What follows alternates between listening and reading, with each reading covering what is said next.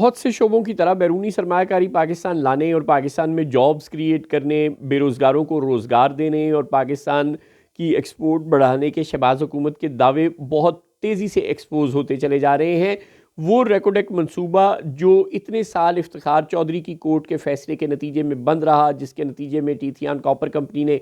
पाकिस्तान पर इतना बड़ा हर्जाने का दावा कर दिया, जिसको अगर पे करना पाकिस्तान को पड़ जाता तो पाकिस्तान शायद डिफ़ॉल्ट कर जाता। वो तो भला हो इमरान खान का कि उन्होंने तैयब उर्दवान की मिन्नतें की और तैयब उर्दवान ने दरमियान में सालिसी करके किसी तरह टीथियान कॉपर कंपनी को मना लिया और पाकिस्तान और टीथियान कॉपर कंपनी के माबैन आउट ऑफ कोर्ट सेटलमेंट हो गई, जिसके नतीजे में वो अरबों डॉलर का जुर्माना जो पाकिस्तान पर इंटरनेशनल कोर्ट ऑफ जस्टिस ने आयद कर दिया था वो ख़त्म हो गया। अगर वो जुर्माना वेव ऑफ ना हुआ होता और पाकिस्तान को वो जुर्माना वाकई अदा करना पड़ जाता तो पाकिस्तान ने सचमुच एक्सटर्नल पेमेंट्स के अगेंस्ट डिफ़ॉल्ट कर जाना था। दुनिया भर में पाकिस्तान के असासे, चाहे वो पाकिस्तान की PIA के असासे होते या हुकूमत पाकिस्तान के असासे होते, चाहे वो एम्बेसीज तक के असासे होते बैरून मुल्क, वो सीज़ हो सकते थे और पाकिस्तान को और बहुत से नुकसानात का सामना करना पड़ सकता था। किसी IMF, वर्ल्ड बैंक ने, किसी दोस्त मुल्क ने पाकिस्तान को कर्ज नहीं देना था, किसी ने पाकिस्तान के साथ तिजारत नहीं करनी थी। वो अगर इमरान खान ने तैयब उर्दवान की मिन्नतें करके और तैयब उर्दवान ने टीथियान कॉपर कंपनी को समझा बुझा कर वो जुर्माना वेव ऑफ ना करवाया होता, वो आउट ऑफ कोर्ट सेटलमेंट ना करवाई होती तो पाकिस्तान को बहुत बड़ा नुकसान होता। इफ्तिखार चौधरी ने जो गलत फैसला दिया था रेकोडेक कंपनी को, रेकोडेक से जो कॉपर निकालने वाली, सोना निकालने वाली जो कंपनी थी, उसके साथ मुआहदे को शराइत को मद्देनज़र रखे बगैर कैंसिल कर दिया था। उसके नतीजे में कई साल वहाँ काम भी बंद रहा और पाकिस्तान को इतना ख़र्चा भी करना पड़ा इंटरनेशनल कोर्ट ऑफ जस्टिस में केस लड़ने का, और फिर फ़ैसला भी हमारे ख़िलाफ़ आया। यूँ बहुत से मसाइल का हमें उस सब 10 साल के दौरान तकरीबन सामना करना पड़ा। और अब खुदा खुदा करके जब उस मंसूबे पर काम शुरू हुआ तो एक मरतबा फिर शहबाज हुकूमत ने इस एग्रीमेंट के तहत 50% शेयर इस मंसूबे के बलूचिस्तान हुकूमत और वफाकी हुकूमत के पास है मुश्तरका तौर पर, और बाकी 50% तो टीथियान कॉपर कंपनी ले जाएगी। यानी जब कभी यहाँ से सोना निकलेगा और कॉपर निकलेगा, जो कि बहुत बड़ी कान है, दुनिया के बड़े तरीन ज़खायर में से एक है ये सोने और कॉपर के, और इन ज़खायर में से बड़ा हिस्सा तो कॉपर का टीथियान कॉपर कंपनी ले जाएगी, अल्लाह अल्लाह खैर सल्ला, यानी 50%, और सिर्फ 50% बलूचिस्तान हुकूमत और हुकूमत पाकिस्तान के पास आना था, और अब उसमें से भी 15% शेयर्स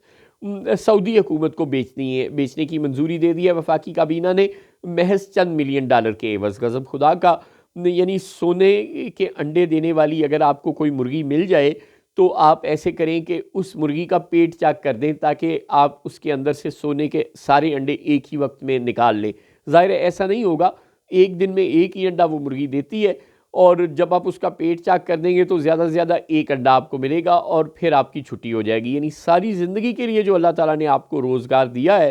कि हर साल हर महीने आप उससे थोड़ा थोड़ा कॉपर, थोड़ा थोड़ा सोना निकालते रहें, थोड़ा थोड़ा कोयला निकालते रहें और उससे अपना खर्च पूरा करते रहें, उसको चाहे तो एक्सपोर्ट करें, चाहे तो अंदरूनी मुल्क इस्तेमाल करें। आप उस सोने की मुर्गी का पेट चाक करने पे लगे हुए हैं। अब जो ऑयल रिफाइनरियाँ आप कहते थे सऊदी अरब पाकिस्तान में लगाएगा, वो नहीं लगा रहा। दुबई लगाए, UAE लगाएगा, कतर इन्वेस्टमेंट करेगा, हमारी बंदरगाहों पे इन्वेस्ट करेगा, हमारे एयरपोर्ट्स खरीद लेगा, वो सब कुछ तो वो लोग कर नहीं रहे। हमारे जी रेस्टोरेंट हम वो जो वफाकी हुकूमत के रेस्ट हाउसेस हैं उनको हम आउटसोर्स कर देंगे, वो सब कुछ तो अब आपसे हो नहीं रहा। जो आप दावे कर रहे थे कि यहाँ सोलर पार्क लगेंगे, यहाँ IT पार्क लगेंगे, वो सारे जो इन्वेस्टमेंट के असल एरियाज़ हैं जहाँ पाकिस्तान को इन्वेस्टमेंट की ज़रूरत है, वहाँ तो कोई दोस्त मुल्क इन्वेस्टमेंट करने पर तैयार हो नहीं रहा। और जो चीज़ें हमारे लिए प्रोडक्टिव हैं और फ़ायदेमंद हैं हुकूमत पाकिस्तान के लिए और पाकिस्तान की आवाम के लिए, वो आप दूसरे मुल्कों को धड़ाधड़ बेचते चले जा रहे हैं। यानी डेड इन्वेस्टमेंट आप कर रहे हैं। ये एक तरह से आप अपनी प्रोडक्टिव इन्वेस्टमेंट को, जो प्रोडक्टिव बिजनेस था उसको बेच रहे हैं ना। चलता हुआ बिजनेस आप बेच रहे हैं और जो बिजनेस ठप पड़ा है उसको कोई ख़रीदना नहीं चाह रहा। फॉरेन इन्वेस्टमेंट का फ़ायदा तो तब है ना कि जो हमारी ज़मीन बेआबाद पड़ी है जिसको कोई कल्टीवेट नहीं कर रहा उसको कोई आके यहाँ कल्टीवेट कर दे, जो हमारी स्टील मिल बंद पड़ी है जिसको कोई नहीं चला रहा उसको कोई यहाँ आए और चला दे, वो तो कोई कर नहीं रहा। जो हमारी पीआईए ठप पड़ी है और हमें हर साल करोड़ों अरबों डॉलर का नुकसान कर रही है, उस पीआईए को कोई आकर ख़रीद ले और चला दे, वो तो कोई नहीं कर रहा। और जो प्रोजेक्ट हमारा चल रहा है और बिल्कुल ठीक है और जो जब मुकम्मल हो जाएगा तो हमें पैसे देना शुरू करेगा, उसको आप बेच रहे हैं। यानी अपने बिजनेस को बेच रहे हैं, और जो आपकी डेड प्रॉपर्टी पड़ी हुई है जो नहीं बिक रही, वो नहीं बिक रही, और वो हर महीने सफ़ेद हाथी की तरह आपके ख़जाने पर खर्च में इजाफा किए जा रही है। ये जो आप चंद लाख मिलियन रुपए सऊदी अरब से ले लेंगे, ये 15% शेयर फ़रोख्त करके इस सैंड कॉपर इस प्रोजेक्ट के, तो उस रेकॉर्डेड कॉपर प्रोजेक्ट के, तो उसका नतीजा क्या होगा? आप उन पैसों को खा पी लेंगे। आप कहेंगे कि इससे जी हमने बलूचिस्तान में डेवलपमेंट करनी है। डेवलपमेंट के नाम पर फिर कुछ सरकारी अफसरों के घरों से इतने नोट निकल आएंगे कि नैब को नोट गिनने वाली मशीनें लेकर वहाँ जाना पड़ेगा। फिर कुछ वज़ीर या कुछ जर्नैल बैरून मुल्क जजीरे ख़रीद लेंगे, या 100 कंपनियाँ वो अपने वो जो थे बाजवा साहब, छोटे बाजवा साहब,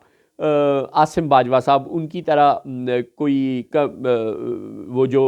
पिज़्ज़ा वाली जो उन्होंने चेनें बनाई थी, या जो 100 कंपनियां उन्होंने गवादर में और बलूचिस्तान में खड़ी की थी अपनी और अपने बेटों की, उस तरह की कोई 100 कंपनियां फिर कोई जर्नैल खड़ी कर लेगा, कोई जज खड़े कर लेगा, कोई ब्यूरोक्रेट खड़ी कर लेगा, या कोई वज़ीर मशीर खड़ी कर लेगा, और वो करप्शन करके आप 2-4 साल में वो पैसे फारिग कर देंगे। यही अगर वो शेयर्स हमारे पास रहते, बलूचिस्तान हुकूमत के और वफाकी हुकूमत के पास रहते, और हर महीने हर साल